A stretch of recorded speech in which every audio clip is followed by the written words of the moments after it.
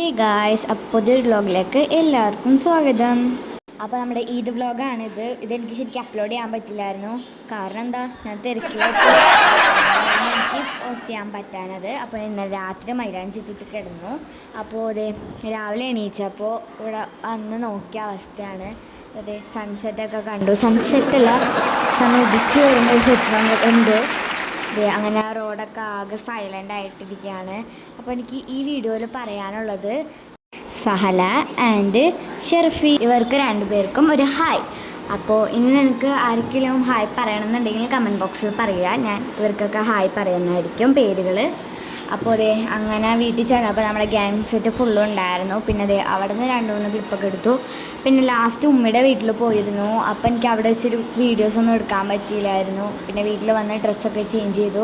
Hair style ഞാൻ മാറ്റി, കാരണം എനിക്ക് തല പിന്നിട്ടോടെ വേനെടുക്കുന്നുണ്ടായി. അപ്പോൾ